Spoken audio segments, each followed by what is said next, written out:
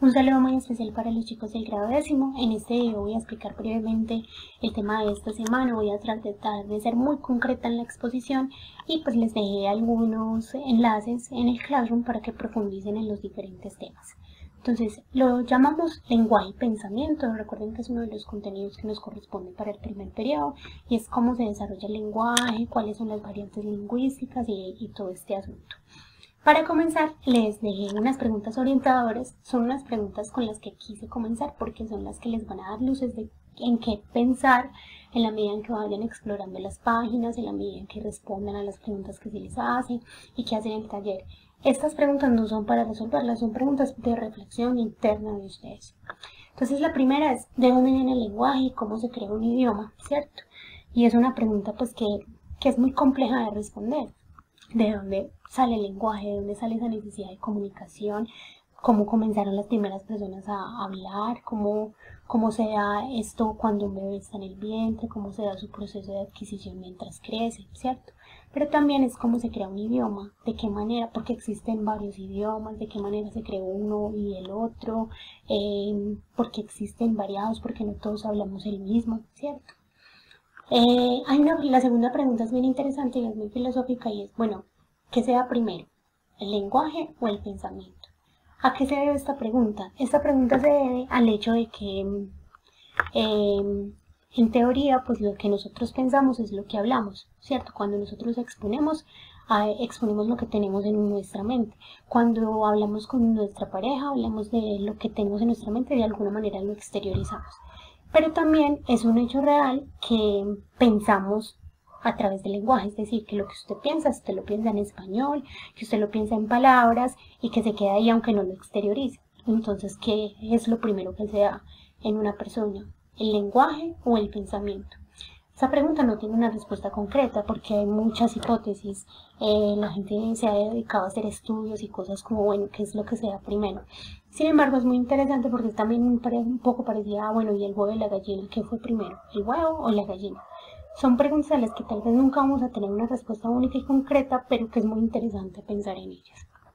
Está la otra pregunta y es ¿por qué si hablamos el mismo idioma? Porque si en Argentina hablan español, si en España hablan español, si en Uruguay hablan español y en Colombia también, cada país lo hace de manera tan diferente. Y lo mismo ocurre pues en un mismo país. En Bogotá hablan en un español diferente al que hablamos acá. ¿Qué es lo que pasa para que eso ocurra? Y cómo se decide, qué nombre ponerle a una cosa. Cómo se decide que la silla se llama silla. Y cómo sabemos si no se parecen en nada, de dónde sale como el nombre que se le da a las cosas. Voy a empezar entonces con una breve historia del español. Repito que esto es muy breve porque les voy a dejar unos enlaces de profundización, sino que es para los que no pudieron estar en la clase virtual. Entonces, inicialmente la península ibérica, que era la parte pues donde está ubicada España, tenía unos pueblos que vivían allí, ¿cierto? Algo así como en América. En América había unas comunidades indígenas que habitaban el espacio antes de que llegaran los españoles. Esas comunidades indígenas hablaban sus propias lenguas, tenían sus propias creencias y tenían sus formas de ver el mundo. También cuando Roma llegó a la península ibérica había unas comunidades que hablaban unas lenguas que tenían sus formas de ver el mundo. Esas lenguas eran el vasco, el lusitano, el celta, eran varias, ¿cierto? Entonces lo primero que tenemos que saber es que en el lugar donde se origina el español, inicialmente no se hablaba español. Luego, ¿qué pasó? Que los romanos llegaron a la península ibérica, se apoderaron del espacio, lo colonizaron pues, y como los romanos hablaban latín, entonces se empezó a hacer una fusión entre esas lenguas que ya habían y el latín, ¿cierto? Bueno, entonces de ese latín que ya hablaban las personas de los romanos, ¿cierto? Se conjuga con las lenguas no indoeuropeas, pero el latín se vuelve el idioma oficial, la lengua oficial. Había dos tipos de latín, el latín vulgar y el latín culto. El latín culto, acuérdense que yo ya les había contado que era el que usaban los del clero, las personas sabias, pues, las personas de la nobleza. Y el vulgar era el que hablaba la gente del común, ¿cierto? Para que vean cómo es interesante este asunto, el latín que da origen a las lenguas romances es el latín vulgar. ¿Y esto por qué ocurre? Porque es que el vulgar era el que hablaba la mayoría de la gente. Entonces cuando una lengua se transforma cuando una lengua se sostiene, es porque se usa. Y como eran tan pocas las personas que utilizaban el latín culto, el latín pues bonito, entonces se murió. Es una lengua muy, pues que no dio origen a nada, se murió y se quedó ahí. El vulgar también dejó de existir, pero fue el que dio origen a las lenguas romances, como el español, el francés, el portugués, el italiano, ¿cierto? Que son todas las lenguas que provienen del latín. Entonces, en la Edad Media se hablaba una especie de latín españolizado porque ya se había adaptado un poco como a los cambios y a la forma en que iba a quedar definitivamente, ¿cierto? Pero todavía era un latín, era muy latino, o sea, no era un español como lo conocemos actualmente. ¿Qué pasó? Que pues ya cuando estuvo la caída del Imperio Romano, pues ya empezó pues España como a consolidarse y a consolidarse en todos los aspectos, inclusive el lingüístico. Entonces los españoles pues ya habían como, pues eso no fue un proceso voluntario, eso es un proceso de años que se da de forma natural, ¿cierto? Que uno empieza a hablar y a la medida que habla se transforman las cosas. Pero los escritores del Renacimiento como el de Cervantes, el del Quijote de la Mancha, o como los del Barroco, como Quevedo, son escritores que le dieron una forma especial al lenguaje y lo plasmaron en los escritos de una forma muy particular.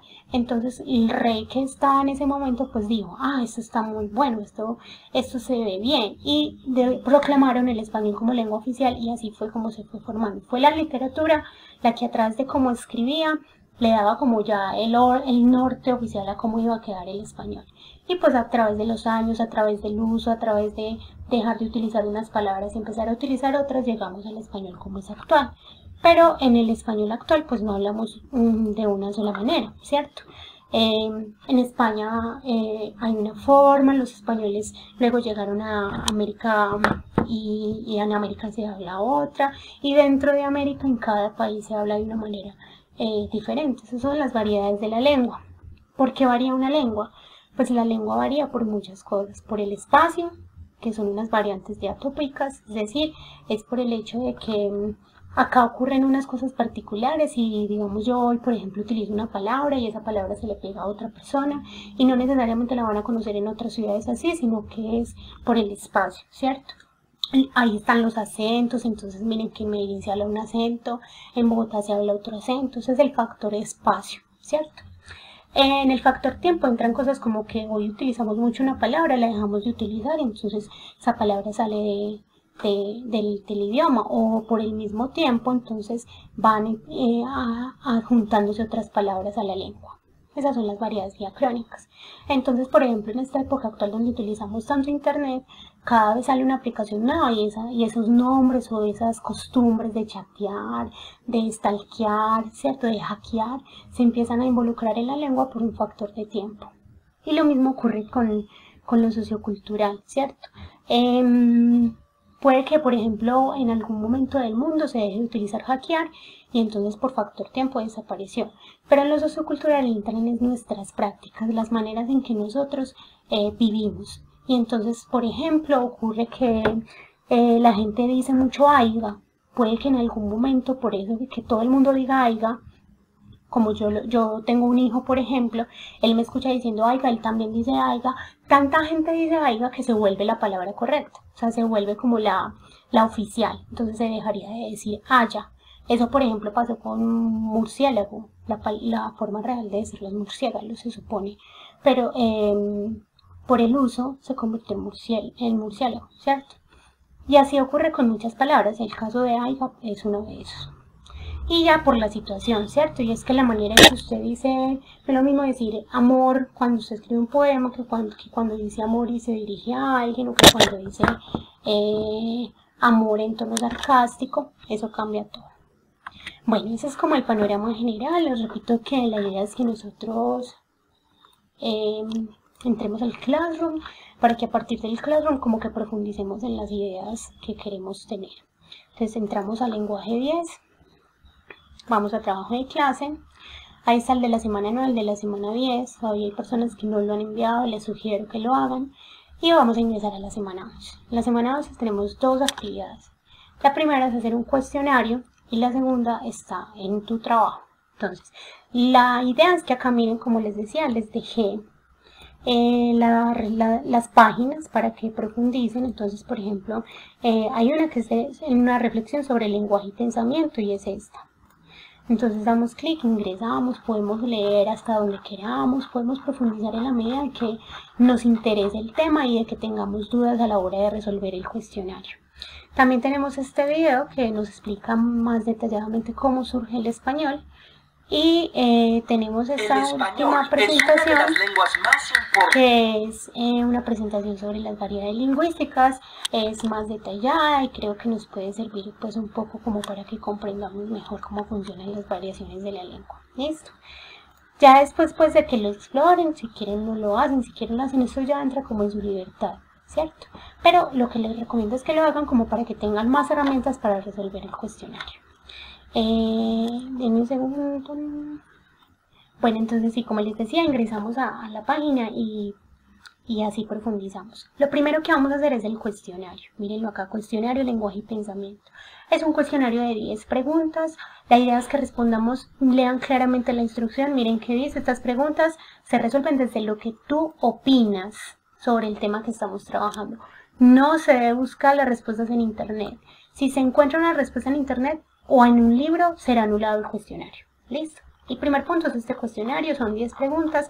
No es que sean preguntas que tengan que responder cada una de una hoja. La pueden responder en un párrafo. Pero que no les va a pedir, nomás les va a pedir que me contesten, ah, sí, ah, no, ah, estoy de acuerdo, ah, me parece bien. No, vamos a argumentar. Entonces, ¿qué hacemos? La primera pregunta es con esta imagen y dice, ¿qué relación existe entre el lenguaje y el pensamiento? ¿Podríamos pensar sin lenguaje? Usted pone lo que usted opina, con lo que vio en estas páginas, con los videos que observó, con esta foto. ¿Usted qué opina de eso? ¿Qué se dio primero desde lo que usted piensa? Podríamos pensar sin, ya, contesta en un párrafo. Listo. Luego, describe cómo sería el mundo si no pudiéramos comunicarnos con las demás personas. ¿Cómo sería nuestra vida y nuestra existencia si no pudiéramos hablar? ¿Cómo sería nuestra existencia si no pudiéramos escribir cartas, si no pudiéramos chatear?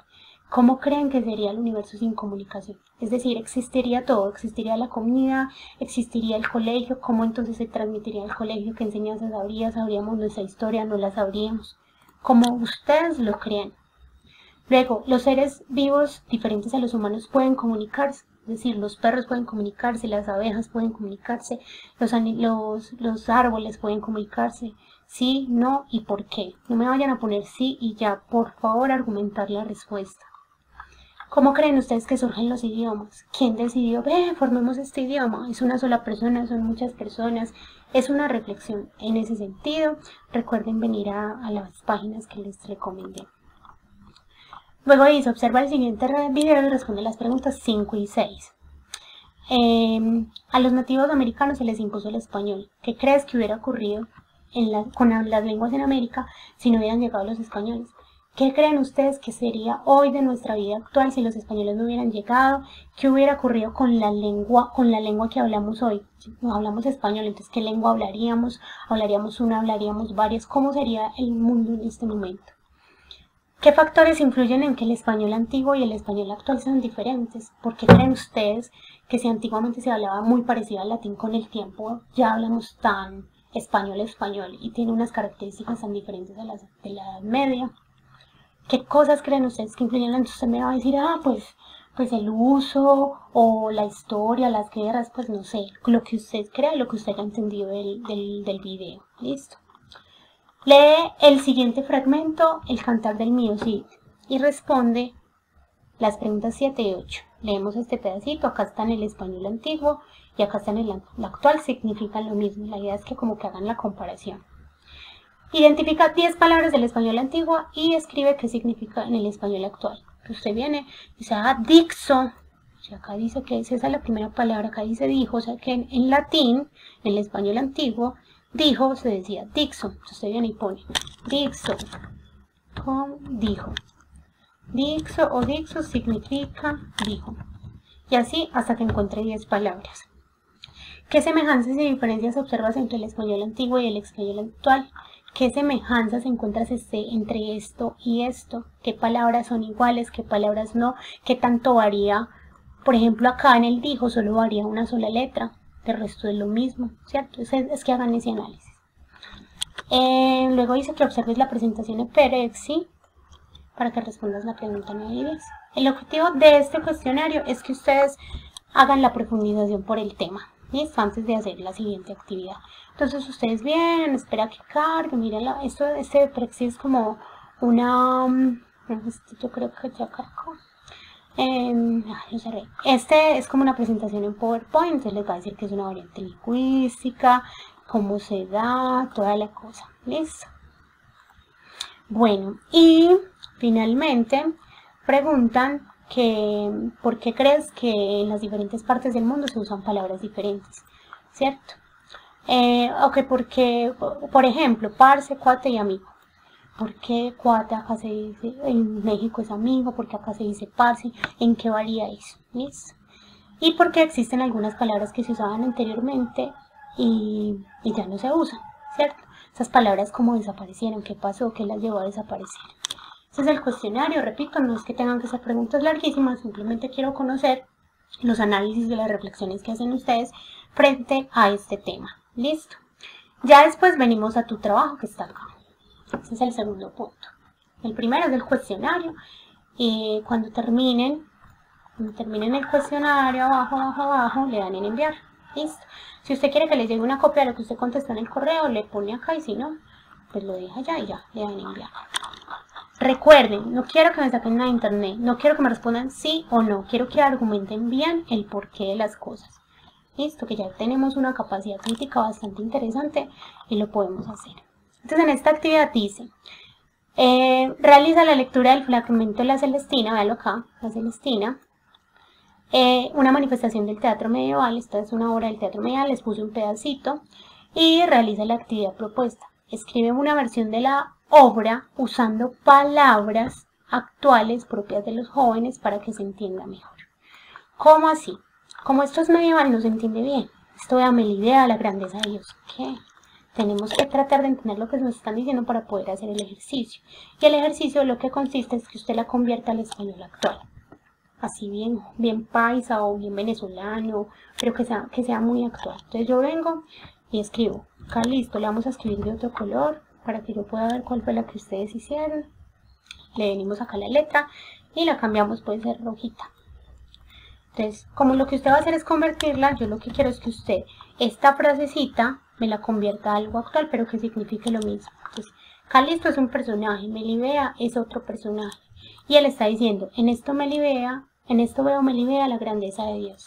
O sea, que lo que le está diciendo ahí es que está diciendo, Melibea, vea, acá estoy viendo la grandeza de Dios.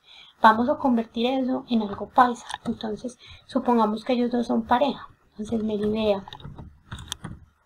Si lo fuera a convertir así bien nea en el español, diría Melibea bebé. Acá veo la grandeza de nuestro Señor Dios.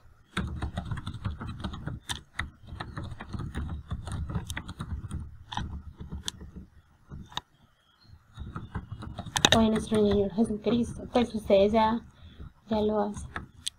O de Chuchito. Es como le dicen a Dios en algunas partes. Entonces ella le pregunta ¿en qué? Él le está diciendo, mira acá veo la grandeza de Dios. Ella le dice, ¿en qué? ¿En dónde la ve? Entonces acá listo, Melibea. La idea es que usted abajo escriba como usted lo convertiría al español actual. Entonces Melibea luego diría, ¿qué? ¿De qué estás hablando vos?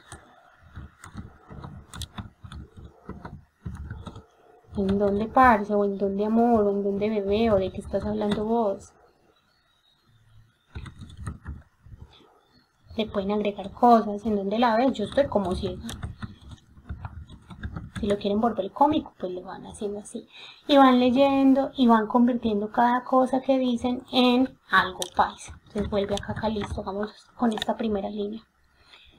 En dar poder a natura, la natura sería la naturaleza, que de tan perfecta hermosura te dotaste. Ah, madre, poder a natura, yo no sé qué es natura, pues yo vengo, natura.